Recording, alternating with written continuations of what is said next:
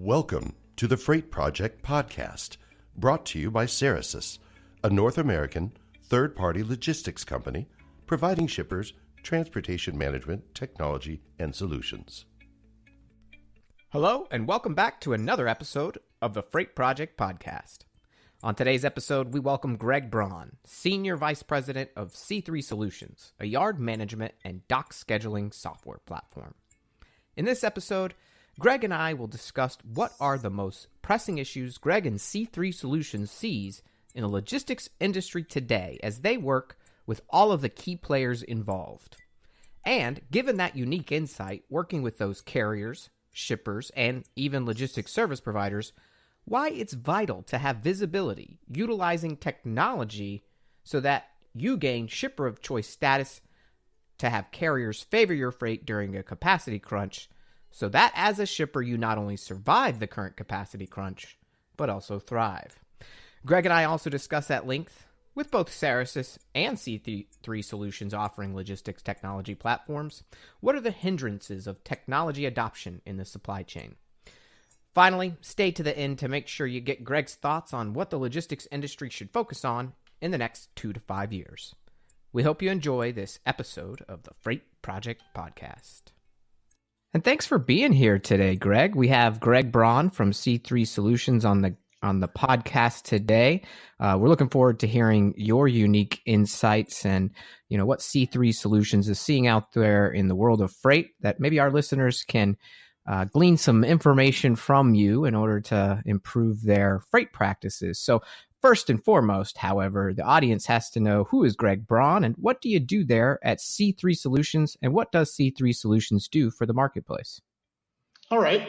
Well, hey, thanks a lot, Adam, for inviting me here today. So a little bit about myself. I'm the co-founder of C3, and I actually look after I'm the Senior VP of Sales and Marketing.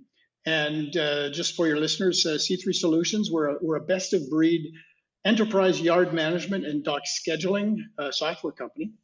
And we've been around since June of 2000. So we're actually just starting our 19th year of business. And over the last 18 years, we've gained customers throughout the United States, Canada, Europe, and Australia. Oh, wow. Fantastic. So like Cerasis, being in the freight technology or supply chain technology or logistics technology, all those words are related, obviously. But you've been in this journey alongside of Cerasis as our side of the house with our TMS for 20 years. So cool to be talking to someone who founded the company, has been involved in technology around this industry for just as long as Cerasis.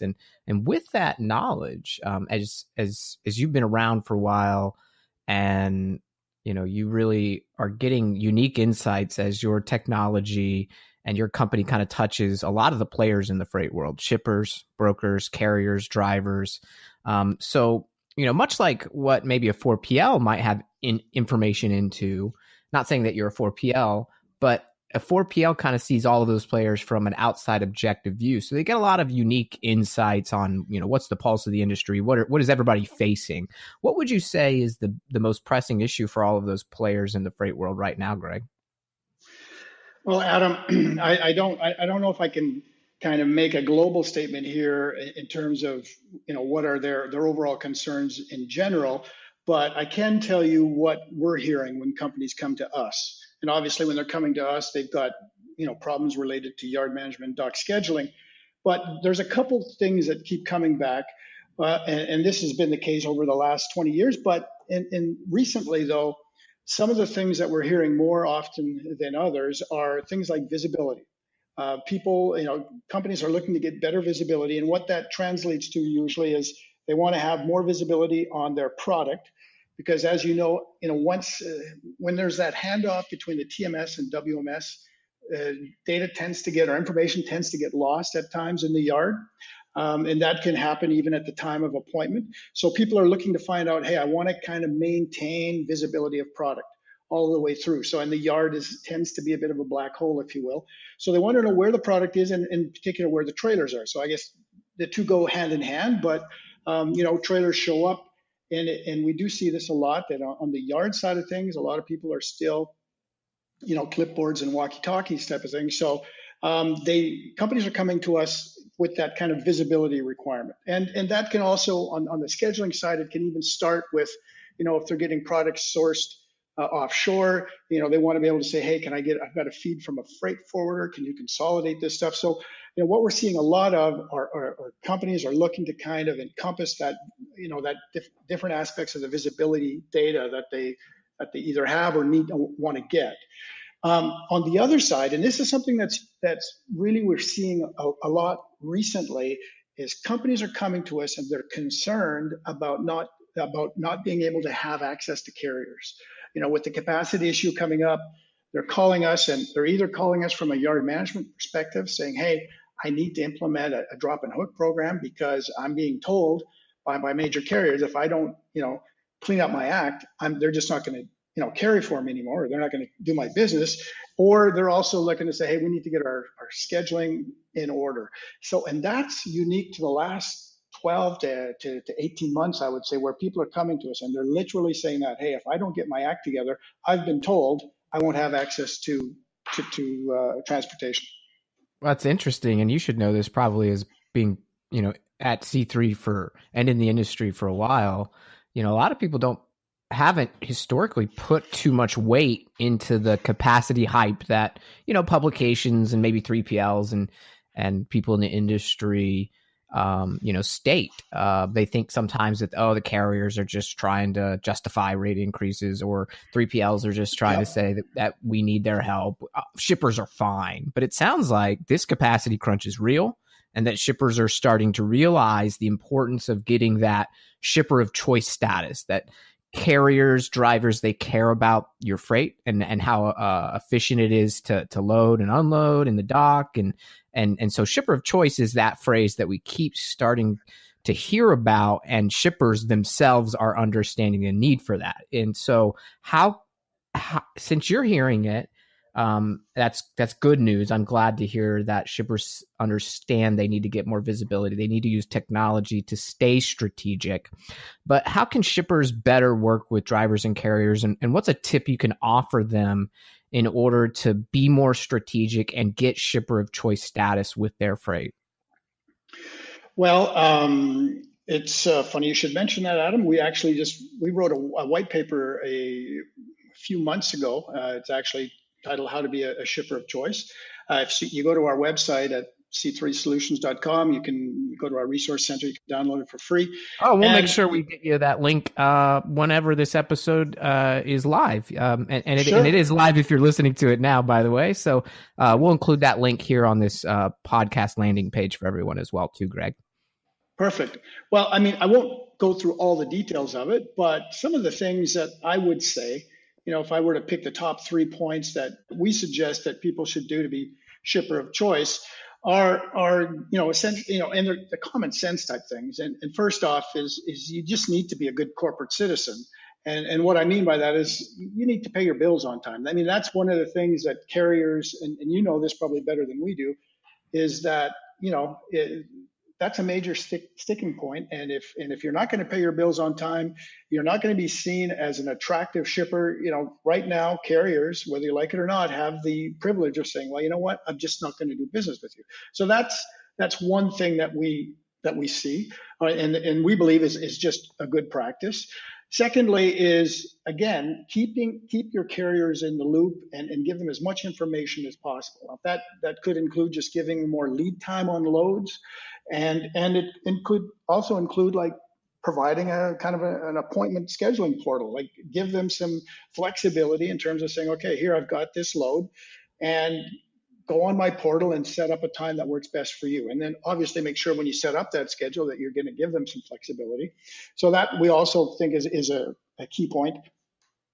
The last point I'm going to mention again, which is pretty much common sense, but I know I've found a couple interesting trucker boards out there where you see you get basically reaction from truckers in terms of they're almost kind of blacklisting shippers who are really not nice, and they just don't treat drivers with respect. And I think that again is common sense, but unfortunately it doesn't happen that often. So, and I think some of the concrete things you can look at with this is just, do basic things like when carriers show up on site, give them access to washrooms, and, if you can go the extra mile, or go the extra little bit to even provide them an area where they can have access to showers and so forth, or just simply allow them to park their rigs at your facility. I mean, those are the kind of things that when you start digging a bit and you see how drivers are treated, it's like, it doesn't take a lot to be better than that. So those are 3 points that I think are, again, fairly common sense,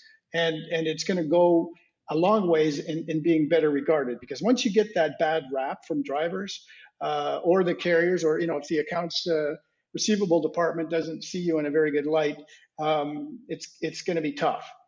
So what you're saying is that being a human being and being a good person still matters in business, and that all of your service providers are not just commodities, that they are people, and we should treat them with respect. And a strange thing happens, they treat you with respect back, and people are not only are able to provide the service they expect, but everybody does it with a smile. That's a pretty cool idea. That's what I know. I think that's amazing, isn't it? It is amazing, and I think what a lot of people. And this is interesting, and I think this paradigm is shifting a bit, but there are companies who are resistant to technology because they're resistant to change sometimes. And I know you're doing from C3 Solutions and Cerasis, we've been great content providers side by side, because our goal is to educate the marketplace to say, hey, for 20 years, these two companies have provided a technology solution. And, one of our biggest things in onboarding for our TMS solutions and our value-added services, and I'm sure with your technology and added value-added services, is change management and the onboarding process. Because a lot of people maybe don't understand that, hey, that technology is not there to replace you. It's actually there to strengthen you from a strategic standpoint, to make your processes more efficient, so that you can bring back that human element and teach your team to be a collaborative body that is always seeking continuous improvement and working on overcoming issues like the capacity crunch to become shipper of choice. But with that said, there are some people who are resistant to change. So what are some constraints in supply chain and supply chain technology solutions that hinder technology adoption in the supply chain? Is it a technology skills gap or misunderstanding of technology? Or is it just that they're afraid of change, maybe job loss or something like that? What's your perspective, Greg? Well, I mean, from our perspective, and again, I don't want to generalize in terms of the overall industry and so forth, but from what we're seeing is, I would have to rank the fear of change as kind of one of the biggest issues, one of the biggest points of resistance. And again, what we're hearing now on say the capacity crunch is a lot of the older guys are out there or veterans, I should say, in the industry. They're kind of coming back and say, hey, look, we've seen this whole cycle before. The shippers are going to have their way for a little while, but we don't really need to deal with it. We can just ride through this. It's no big deal. And I have to very respectfully disagree with these people, because I think there's some fundamental changes that are taking place. It's not just because, I mean, you look at it, and I'm sure you've observed this, Adam, is that right now the economy is not necessarily booming. Okay, it's not doing badly, but it's not booming, and we're still having these problems. So once the economy really does pick up, it's going to be really, really critical. And I think a lot of the, not to get into too many details, but it's a demographic issue. I mean, there's a lot of complex reasons why we're having this problem. So, people have to kind of deal with it. It's no longer kind of business as usual. Don't worry, we can ride through the storm. And we're seeing a lot of that kind of thing. Even with the magnitude of this problem, people are using that as kind of their defense mechanism to say, hey, we're not going to change. And, as much as possible, we're trying to get the information out there. I know you've mentioned this a few times. Both of us were out there trying to inform the community as much as possible, say, hey, this is something that's real, and you need to kind of really look at it seriously. So I'm seeing that as one of the major obstacles in people wanting to move on and at least adopt technology in our regard. The other thing that I see often, and I've seen this over the last 20 years, is just especially again for us, yard management, dock scheduling. It's not necessarily a board level kind of a decision like say a TMS might be, or a WMS would be, or an ERP. So what we're finding is a lot of times the operations guys, even though we've got a software as a service offering, which doesn't necessarily need that much involvement from IT, those IT resources are a major constraint. So everybody's gung ho, they're signed up to the business case and so forth, but now they've got to sit back and wait until they can have that access to IT. So I see that as a challenge, and that's one of the obstacles why, in a lot of times, and oftentimes when we're talking to people, we're saying, yeah, well, hey, don't worry, your project's not the only one that just got put on the back burner. We're doing this major implementation of system, XYZ, and therefore, nothing's going on here for the next year or whatever. So, and we see that a lot, and I see that as a big challenge, and unfortunately, you would think today with, the way solutions are set up in terms, cloud-based solutions and so forth, that would kind of ease some of the, the IT requirements. But, that is still one of the major things that we're seeing out there. Yeah. So, it's important. And I think incumbent upon technology solutions providers like ourselves to be setting those proper expectations with our customers. But like as you alluded to, there are cloud-based platforms that now make that even more efficient. And I think that will get better, and technology continues to be easier to implement. And so when speaking of technology, before we go, we always like to, as a practitioner, as seeing the industry for the last 20 years and a technology provider, you probably have some ideas of maybe what might be coming down the pipeline. So maybe what, in the way of technology for this industry as a whole, what major changing force do you see that maybe people should keep an eye on 2 to 5 years out, and maybe even longer if you think it's going to take longer? Okay. Well, I guess I would say, and this is not something that's going to appear, it's already here, is the whole aspect of the Internet of Things is still, I think, a major factor that's going to, we're going to see more and more improvements based on just greater access to mobility, as more and more providers are using, platforms like smartphones and so forth, and all kinds of other devices. We're seeing now that hardware as a service and so forth. So those are the things that, it's not something that we're going to see. We're already seeing it, but I think we're going to see more of it as we move along. And I know C3 as a provider, we're very excited about it because it just gives us opportunities which we couldn't have imagined, even 5-10 years ago. So I think that's going to be a big element. I hate using this word, Adam, and I'm going to use it here now, but because I think it gets overused all the time. But blockchain is going to make some major changes in supply chain. I think clearly there's benefits in, like say in the area of track and trace. Again, if you've got a product that's manufactured offshore, if you can have kind of a secured distributed ledger of everything that's happened to that product from the point that it leaves manufacturing up until the point it gets delivered to the customer, there's obviously massive benefits in that kind of technology. So I think that's going to be big. And then, probably 5 years isn't a big enough horizon, but I also think the autonomous and semi-autonomous trucks is also going to have a huge impact on supply chain. Again, we've talked already about the capacity crunch. To deal with the demographic situation, you're going to have to make truck driving a more attractive industry right now. There's just millennials and these kind of folks are just not, they don't want to get into the industry. So it's got to change. And probably we're not going to see anything in the next 5 years, but definitely, at least I'm hoping that technology is going to get to the point where we can depend on it. Yeah, and I think, with all those things you mentioned, there's varying phases within those. And I think it all goes back to the 2 points that you said were, hurdles for any company when it comes to technology adoption, your internal resources and your desire or ability to change. And, what I think of all three of those, at the end of the day, it's about connecting things, with, integration is what we see now between common supply chain systems, whether that's through XML databases or API or other webhooks.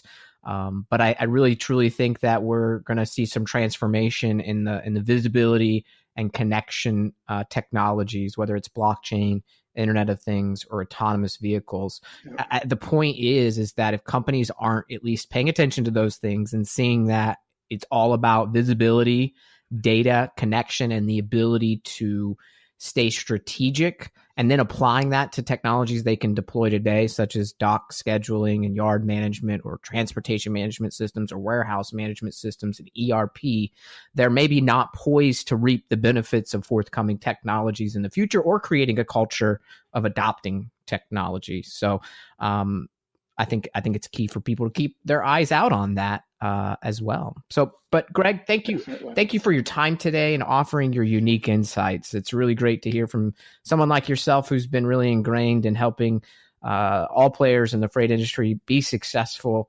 So thank you for your time today.